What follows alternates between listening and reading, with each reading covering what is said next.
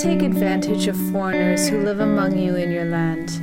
Treat them like native-born Israelites and love them as you love yourself. Remember that you were once foreigners living in the land of Egypt. I am the Lord your God. He, God, ensures that orphans and widows receive justice. He shows love to the foreigners living among you and gives them food and clothing. So you too must show love to foreigners, for you yourselves were once foreigners in the land of Egypt. Before we get started, we want to assure you that even if it's just you alone in your church, you can start this on the smallest level that you can manage. Remember, all you need is a mustard seed of faith, and over time it will start to grow. Then all you have to do is trust that if God brings the fruits, He will bring the harvesters and the resources.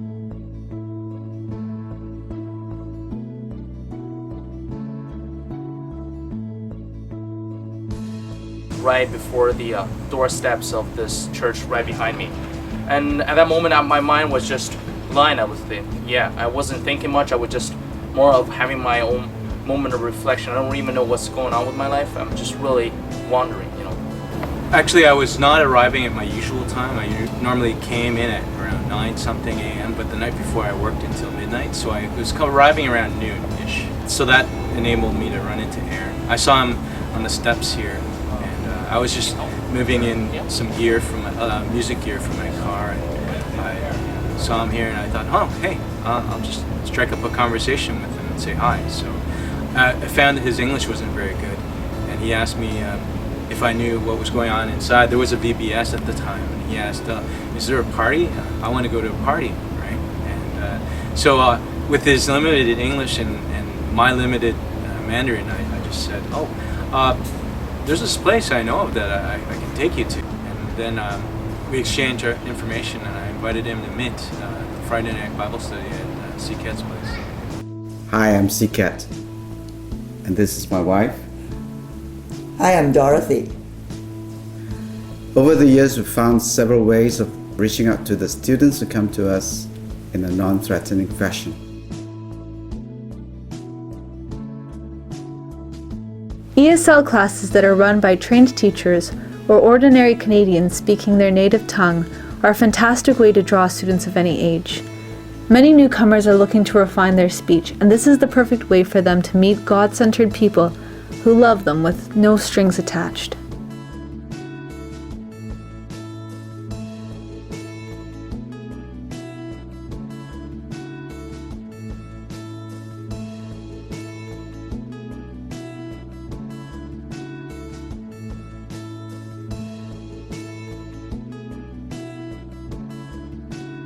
Our next candidate is Masakatsu Tamatsukuri. I grew up in a non-religious family. During my school days, I met a school teacher who was a Christian and who tried to explain Christianity to me, but I didn't understand what he was talking about. After I came to Canada, I realized how helpless I was and that I needed Jesus in my life. I accepted him as my Savior, and he is now my helper, and my hope is in him. Well, Massa, it's been cool to see you on your journey since you've come to Peoples, and today, as you have confessed Jesus as your Lord and Savior. Well, upon that confession, I baptize you in the name of the Father, the Son, and the Holy Spirit.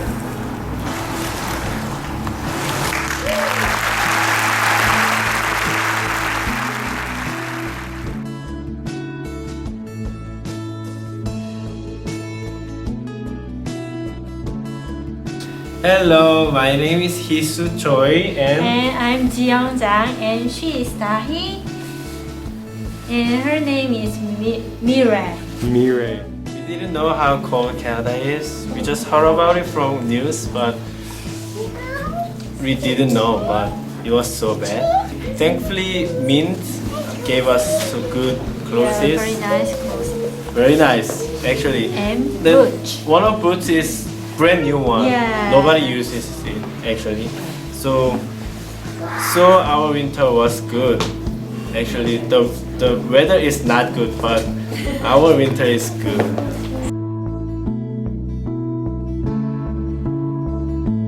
When I first showed up, I genuinely felt loved because due to my limited English, I really communicate much. And then I remember Auntie Dorothy, I was late arriving at the party, and she just invited me over to the kitchen, and there was still some leftover food, and me and my friend were just sitting there and having a nice conversation. She just really tries to engage me, even though she tries to use Mandarin, sign language, and she keeps asking me if I need whatever food, or well, just really trying to get to know me. And I feel really different because in China, people usually have a ulterior motive when they try to get to know you, So I don't understand. First of all, I don't even understand what is Bible, what is the ministry doing. I have no clue.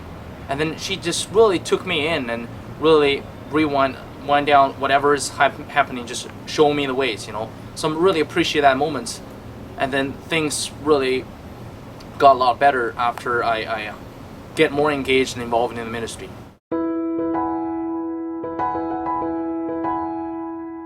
Well, at the different events, many of them are just here for a short period of time, and they haven't really seen Canada before. And so we get to take them on different excursions to help them see more of our country.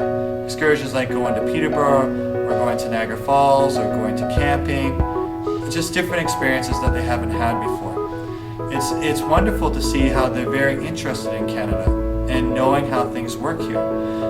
Just a few weeks ago, we went camping up at Tobermory, and we got to drive through a lot of different places where it's nothing but farmers' fields. And they were really surprised and amazed that it was just farmers' fields for as far as they could see, no city at all. To a lot of them, this was new because they grew up in big cities. And they also were asking me about what a traditional Canadian farmhouse would be. And I was able to explain to them about just what the house would look like, what the property would look like, point out different things to them, talk to them about how even the trees just line the driveway or line the side of the property. And they found that to be amazing and so neat because it's different and it's new. And I see the way that they come together and they have those experiences, and it brings such joy to them. And then when we relate to them while on these trips, we can talk to them about God, and we can talk to them about Christ because they know us and they've had shared experiences with us, and those experiences are joyful. And it's wonderful to see. Sports are a very powerful way to connect with people. As soon as you show them that you care, they absolutely love it. In many ways, it's blessed me more than it's blessed the international students who have joined us. I can tell you that through these events, many people have asked questions about who I am and what I believe. And once I've built a relationship with them, they're very open to hearing about Jesus.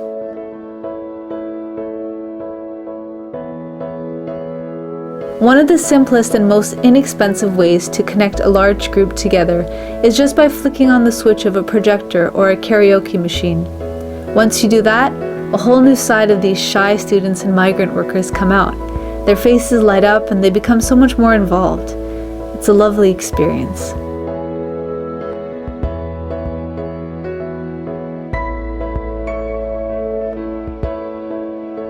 They are curious and they want to understand how Canadians live and what they believe in.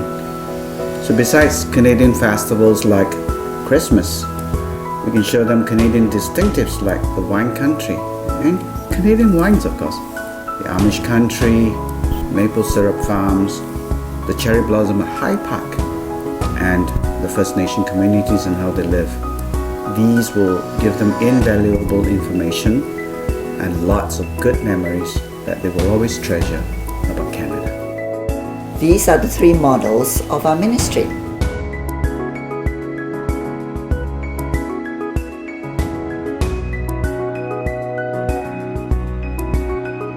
The downtown center is a place for free coffee, free Wi-Fi, free ESL lessons, and even just a place for people to drop in to talk to someone.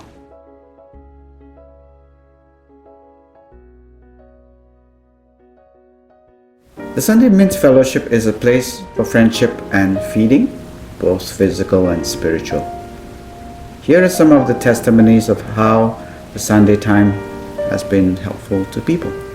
I started to come to me because I was looking for longer friendships, because when I was going to language schools or places like that, I just find people that are leaving every month, so I was feeling very depressed with that. This is where I came to know Jesus Christ, and I have so many brothers and sisters in Christ. I like the worship at Mint. It's awesome. I have been in Toronto for months. Yeah, it is very interesting place to meet many good friends in Mint, and that's why I came every week. When I came first here, I was here just for 1 week. I knew nobody, and I didn't have a place to stay even. So through Mint, I made friends and I found a place to stay. And now I don't feel alone.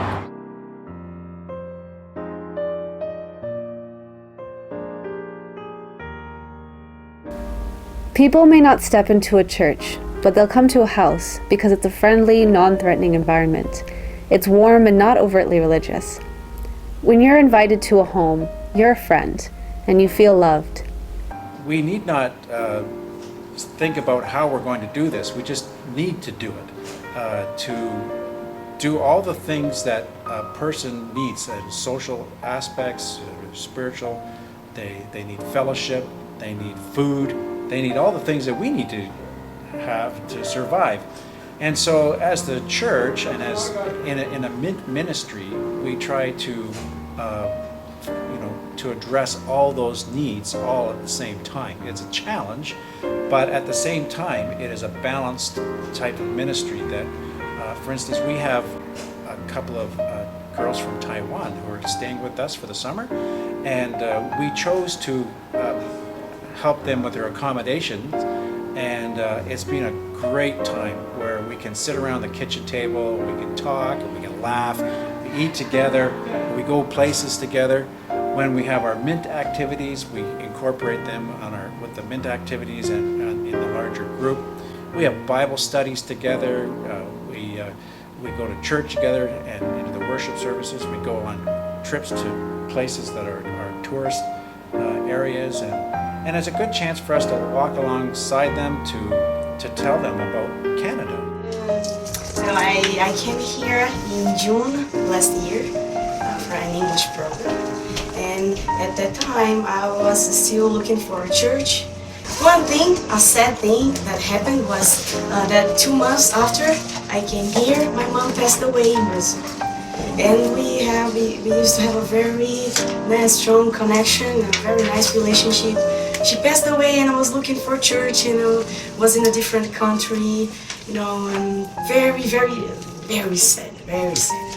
And then, after some months, in this period, I tried to be more connected with God, because it was the only thing that pretty much I had at that time, looking for hope. I found people because of the international ministry, and also because of the music ministries. They're still alone, and then C-Cat, Chris, and the leaders here, and Steven, they helped me a lot. And also the winter was starting. This is great. Okay, and they helped me to get winter clothes. I didn't have any idea of how cold was the winter in Canada. Start small and persevere. When we first began, we could barely find 5 people for Bible study. Our Bible study participation now has hit 50. Our Sunday program in church began with 8 to 12 students.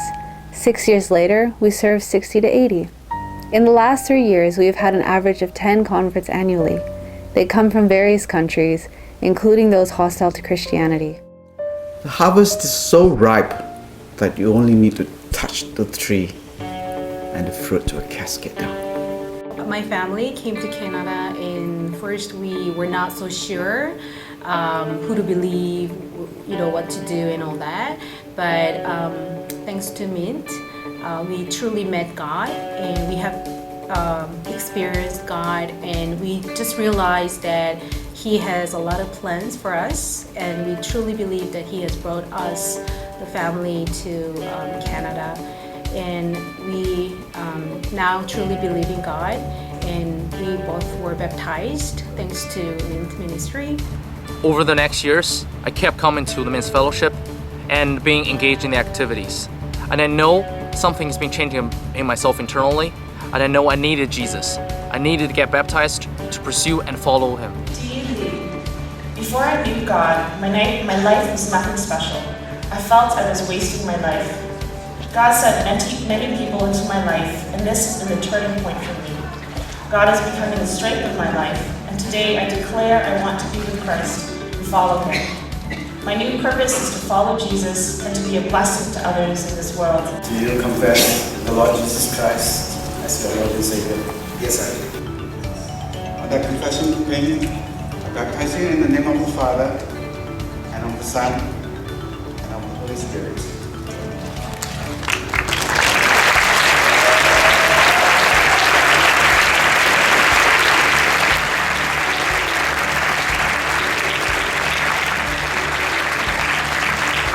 Many people have not heard about Christ till they come to Canada.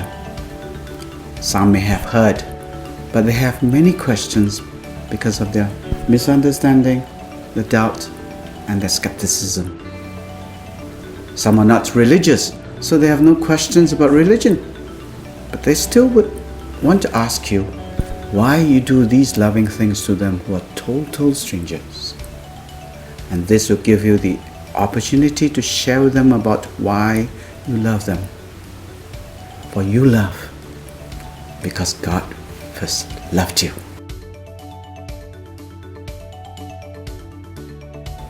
But as a body of Christ, together, we can love thousands.